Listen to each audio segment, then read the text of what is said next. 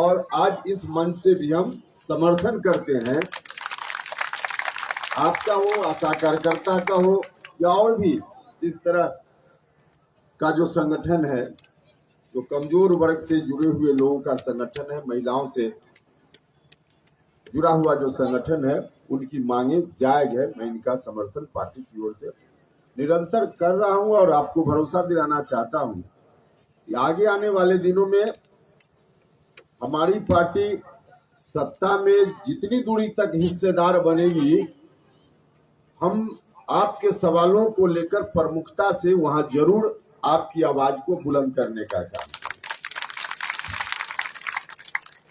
देखिए, कार्यक्रम तो पार्टी का निरंतर होते रहता था पहले भी, लेकिन इस रूप में अति पिछड़ा प्रकोष्ठ की ओर से सम्मेलन का आयोजन करना और साथ ही साथ दलित महादलित प्रकोष्ठ भी हमारी पार्टी में है, उनका अलग से कार्यक्रम आयोजित करना, यह पहली बार हम सब लोगों ने किया है।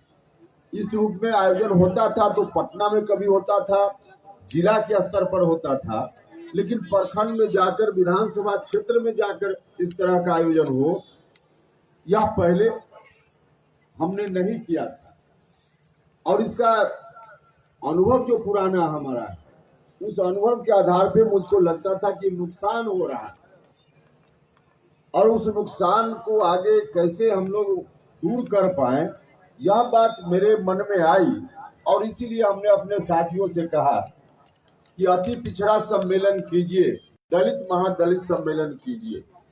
हर विधानसभा क्षेत्र में अति पिछड़ा सम्मेलन भी हो रहा है और दलित महादलित सम्मेलन भी हो रहा है।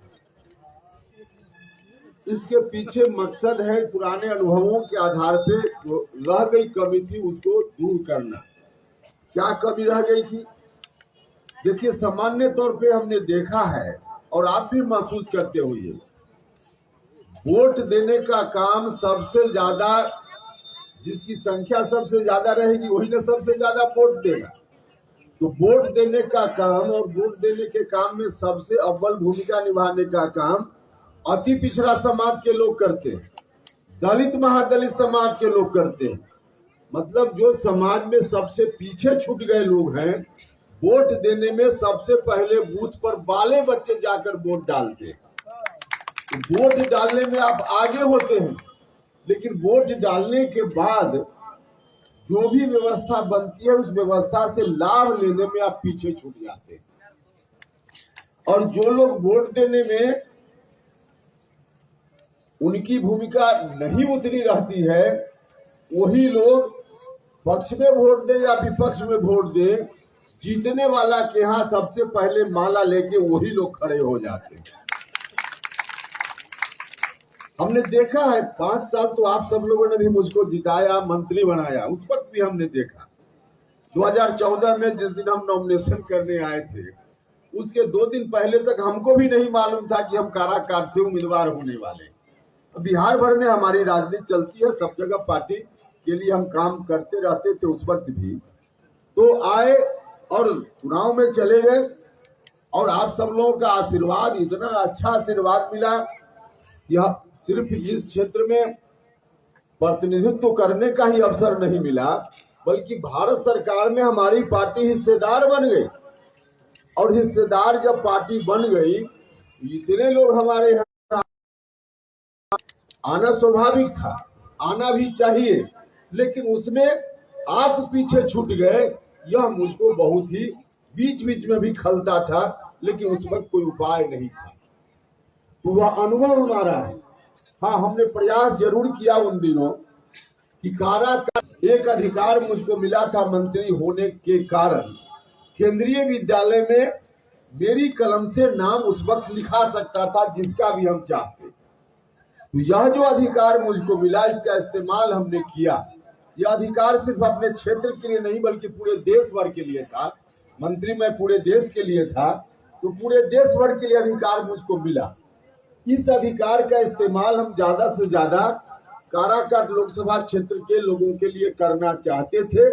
हमने किया भी इस्तेमाल। जो भी जाकर हमारे यहाँ कागज दिया, किसी माध्यम से भिजवाया, मिलकर हमने यह नहीं देखा कि यह व्यक्ति, हमने जानकारी लेने का प्रयास भी नहीं किया कि जिस व्यक्ति ने लिख कर दिया है कि उनके बेटा या उनकी बेटी का नाम केंद्रीय विद्यालय में हम लिखवा दें, वह व्यक्ति किस जाति का है, किस धर्म का है। उपेंद्र कुशवाहा को बहुत कम पहुंचा, तो कम पहुंचा, लेकिन हमने अपनी ओर से प्रयास किया। तो हम यह कहना चाहते थे कि अब आगे आने वाले दिनों में यह स्थिति न रहे कि वोट देने के समय आप और लाभ लेने के समय लाभ सबको मिले। हम यह नहीं कह रहे कि सबको न मिले, लेकिन जिनका जितना हिस्सा उतना ही लाभ मिले ना। तो आपका हिस्सा भी कोई दूसरा हड़प नहीं ले, उनका हिस्सा है उतना वो भी ले, और आपका जितना हिस्सा है वह आपको भी पूरा पूरा मिले। इसलिए हमने कहा अपने साथियों से कि सम्मेलन बुलाइए, और सम्मेलन में हम लोगों से यही कहना चाहते हैं, और हम आपसे कह भी रहे हैं कि वोट देने के समय जितना सजग रहते हैं, वोट देने के बाद भी आप सजग रहिए। और हमने जो व्यवस्था की है, जो नेता लोग, चाहे यहाँ जोगिंदर चौहान जी हैं, सुभाष चंद्रवंशी जी हैं, या सुरेंद्र चंद्रवंशी जी, या और सुरेंद्र ठाकुर जी, सब लोग, हमने इन लोगों से यह भी कहा है कि सम्मेलन बुलाने का मतलब यह नहीं कि किसी एक गांव से आप 2000 आदमी को ले आइए और लोग आवे, भाषण सुन ले, चले जाएं, और कल से उसका कोई मतलब नहीं, तो उस तरह का सम्मेलन मत बुलाइए। हमने कहा कोशिश कीजिए जहां जहां अति पिछड़ा समाज के लोग रहते हैं, जिस गांव में भी, सब जगह से लोगों को लाइए, और उन गांवों से कोई न कोई एक कार्यकर्ता अपनी पार्टी का बना लीजिए, ताकि चुनाव के बाद भी उस गांव से डायरेक्ट संबंध हमारा बना रह पाए। डायरेक्ट संबंध रह जाएगा तो जो पहले नुकसान हुआ है, अपना हिस्सा लेने में आपने कमजोरी की है, अब आगे हिस्सा लेने में कमजोरी नहीं रहे, यह हमारी कोशिश है। और इसलिए हम आप सब लोगों से कहना चाहते हैं, यह जो संबंध है एक दिन का नहीं कि आप सम्मेलन में आए, भाषण सुन लिए, चले गए, ऐसा नहीं। यह संबंध आगे भी रहे। अपने गांव में से कोई ना कोई एक साथी वहां का हमारी पार्टी के सिस्टम से जुड़ जाए, और पार्टी के सिस्टम से जब जुड़ जाएगा तो जब जरूरत होगी गांव के लोगों को, मुझ तक कोई भी व्यक्ति पहुंच सकता है, टेलीफोन कर सकता है, कागज भेज सकता है। तो यह एक सेतु का काम, पुल बनाने का काम इस सम्मेलन के द्वारा किया जा रहा है।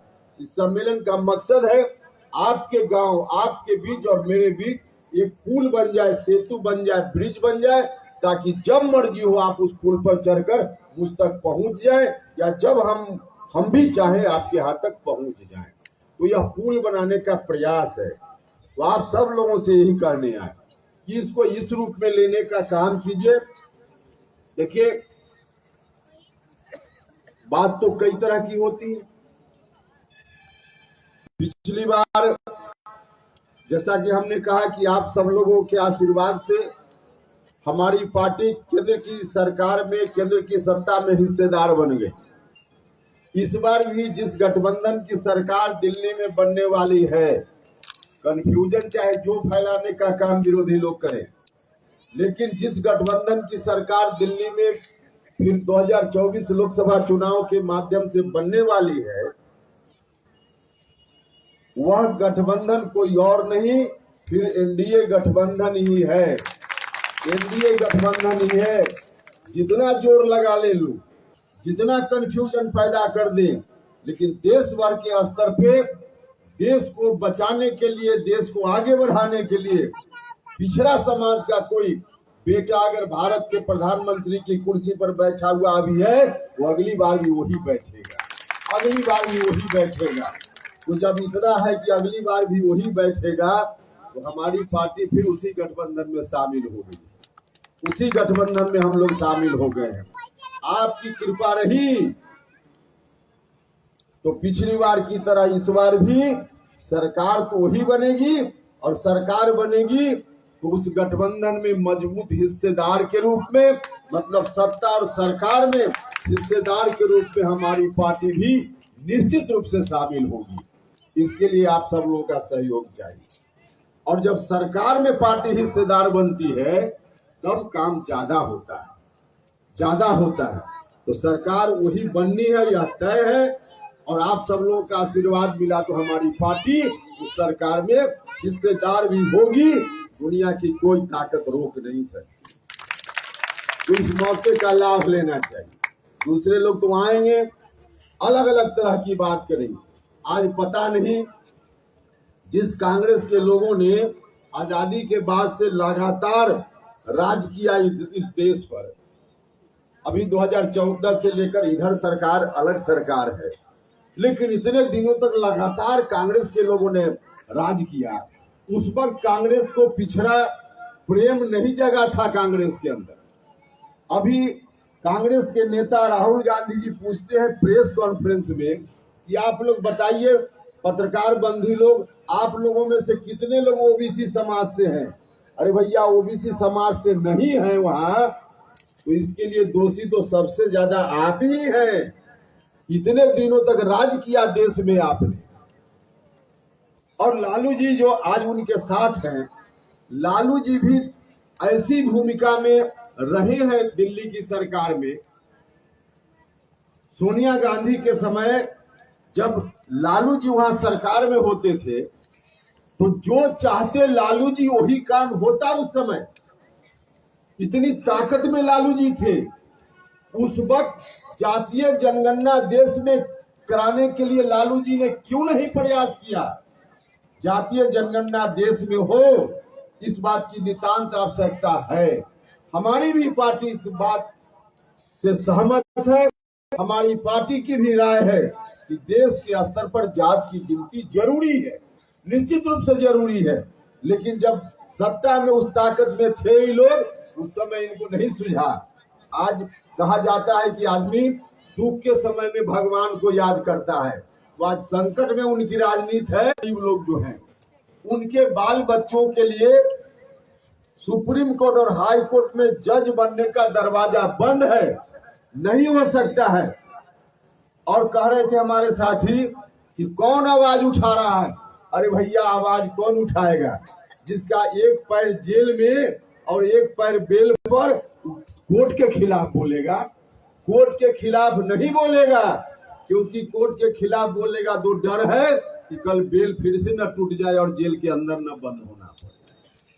तो जो लोग उस तरह की स्थिति में हम कोर्ट के खिलाफ बोलेंगे, कोर्ट के खिलाफ में तो उपेंद्र कुशवाहा बोल सकता है जो बोल रहा है। जब हम भारत सरकार में मंत्री थे, हमने उस वक्त इस विषय को शुरू किया था। देखिए, आज भी कुछ लोग कंफ्यूजन करेंगे कि भारतीय जनता पार्टी के नेतृत्व वाली सरकार आ जाएगी तो यह हो जाएगा, वह हो जाएगा। भाइयों और मित्रों, देखा है आप लोगों ने, दूसरे लोगों की बात में मत आई, नहीं लेना पड़ा, निर्णय वापस लेना पड़ा। जबकि वह निर्णय भारत सरकार का नहीं था, कोर्ट का निर्णय था। लेकिन कोर्ट के उस निर्णय को बदलने के लिए भारत सरकार मजबूर हो गई और फिर से दलितों के हित का कानून रह गया जैसा पहले था। किसान लोगों के जो आंदोलन, किसानों का जो आंदोलन चल रहा था, साल भर से ज्यादा आंदोलन किसान लोगों ने किया। और एक दिन प्रधानमंत्री जी को आना पड़ा और कहना पड़ा कि इस कानून को हम वापस करते हैं। तो लोग सजग रहेंगे तो कोई कुछ नहीं बिगाड़ पाएगा। आप तो इतनी बड़ी संख्या वाले लोग हैं, कोई घबराने की जरूरत नहीं है। सजग नहीं रहिएगा तो घर में रोटी सब्जी बनाकर आइएगा, दूध गर्म करके रख के आइएगा, बिल्ली घुस कर खा जाएगी। सजग नहीं रहिएगा तो बिल्ली खा जाएगी, और सजग रहिएगा तो बाघ भी कुछ नहीं बिगाड़ पाएगा आपको। तो सबसे ज्यादा जरूरी है सजग रहना। इसलिए कोई आदमी जो आपको दिग्भ्रमित करने के लिए कुछ कह रहा है, हम जब भारत सरकार में मंत्री थे और न्यायपालिका वाली बात बोलते थे मंत्री रहते हुए पार्लियामेंट में, तो उस पार्लियामेंट में जब बोलने लगे तो कई कांग्रेस के एमपी या दूसरी पार्टी के एमपी भी वहीं पर मुझको उन्होंने टोका और कहा कि आप भारत सरकार में मंत्री हैं और भारत सरकार के एक तरह से खिलाफ ही बोल रहे हैं। हमने कहा भैया, हम भारत सरकार के मंत्री हैं, लेकिन कर्पूरी ठाकुर जी के कारण हम राजनीति में आए हैं। जननायक कर्पूरी ठाकुर जी नहीं होते तो उपेंद्र कुशवाहा राजनीति में नहीं आते। तो हमने सीखा है उनके वसूलों को, हमने जगदेव बाबू से प्रेरणा ग्रहण की है, हमने डॉक्टर अंबेडकर जैसे, महात्मा फूले जैसे जो महान लोग हुए उनसे उपदेश पाया है, और उनके उपदेश के आधार पर चलने वाली राजनीति ने हमको यही सिखाया है कि सबसे पहले अपना वसूल को याद रखना, अपने सिद्धांत को याद रखना, उसके लिए काम करना, और उसके लिए कष्ट भी उठाना हो तो उठा लेना। इसलिए हम न्यायपालिका हमारे खिलाफ है। अति पिछड़ा समाज के लोग, दलित महादलित समाज के लोग या सवर्ण जात के भी जो गरीब लोग हैं उनके खिलाफ है, इसलिए हम बोलने का काम करेंगे। तो हम तो थे वहाँ भारतीय जनता पार्टी के नेतृत्व वाली सरकार में, तो आपका हित जब वहाँ जरूरी हुआ तो उपेंद्र कुशवाहा ने कुछ भी नहीं सोचा। इसलिए ऐसा कोई मामला भी कभी आएगा तो उपेंद्र कुशवाहा जैसा वकील आपके लिए वहाँ मजबूती से खड़ा रहेगा। इसलिए हमारी पार्टी को और ताकत देने की जरूरत है। ताकत दीजिएगा तभी तो हम लोग खड़ा रहेंगे, और ताकत नहीं दीजिएगा तब फिर क्या हम लोग करेंगे। और जो लोग हैं यहाँ बैठे हुए, हमको तो सबसे ज्यादा चिंता और दुख भी नीतीश कुमार जी को लेकर है। क्या कितना संघर्ष करके जो कहा जाता है कि आजादी की लड़ाई हुई, देश आजाद हुआ, और आजादी के वक्त आजादी के दीवानों ने गाना गाया कि हम लाए हैं तूफान से किश्ती को निकाल के, इस देश को रखना मेरे बच्चों संभाल के। तो उतनी मेहनत के बाद बिहार को आरजेडी के जंगल राज से बाहर लाने का काम किया गया था। कितनी मेहनत के बाद आरजेडी के जंगल राज से बिहार को बाहर लाने का काम किया गया। तो नीतीश जी के नेतृत्व में यह काम हुआ, और नीतीश जी जब अपनी राजनीति को अंतिम पारी राजनीति की जब खेल रहे हैं, उनकी राजनीति समाप्त होने वाली है, तो फिर वहीं पर बिहार को सौंपने की बात, आरजेडी के हाथ में देने की बात नीतीश जी जब करने लगे तो मुझको तो बड़ा दुख हुआ। अब आप ही समझिए, लालू जी तो बहुत भाषण करते थे अच्छा, लेकिन गरीब लोग, अति पिछड़ा समाज के लोग, दलित महादलित समाज के लोग, इन लोगों के लिए सबसे सरकारी मदद की कहाँ जरूरत है? सबसे मदद की जरूरत है सरकार से तो दो जगह सबसे ज्यादा जरूरत है। एक है स्वास्थ्य और दूसरा है शिक्षा। स्वास्थ्य और शिक्षा, गरीब आदमी जिसकी जेब में पैसा नहीं हो, उसके घर में कोई बीमार पड़ जाए, सरकारी अस्पताल के अलावा कोई दूसरा उपाय है क्या उसके पास? सरकारी अस्पताल में ज्यादातर गरीब लोग जाते हैं। गरीब लोग मतलब वही अति पिछड़ा समाज के लोग, दलित महादलित समाज के लोग, और सरकारी अस्पताल की जो दुर्दशा है आप लोग देख रहे हैं। शिक्षा के मामले, जो मास्टर साहब सरकारी स्कूल में पढ़ाते हैं ना, उनका बच्चा भी सरकारी स्कूल में नहीं पढ़ता है, इसलिए कि सरकारी स्कूल में पढ़ाई है ही नहीं। और जब सरकारी स्कूल में पढ़ाई नहीं है तो गरीब का बच्चा तो उसी सरकारी स्कूल में जाएगा ना, प्राइवेट स्कूल में पैसा वाला का बच्चा जाएगा, तो आपका बाल बच्चा कैसे पढ़ेगा?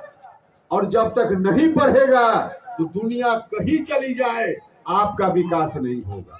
शिक्षा और स्वास्थ्य दो चीज में जब तक आपको सुविधा न मिले, सरकारी सुविधा, तब तक आपका विकास संभव नहीं। कुछ भी लोग कह ले, 35 साल तक राज इन लोगों का, आज तक एक स्कूल को नहीं ठीक कर पाए, अस्पताल को नहीं ठीक कर पाए, दुर्दशा है, और कह रहे हैं कि हम गरीबों के लिए काम कर रहे हैं। लालू जी भाषण देते थे, मुनिया बेटिया पढ़ती, गैया बकरिया चढ़ती जाए और मुनिया बिटिया पढ़ती जाए। भाषण याद होगा पुराने लोगों को।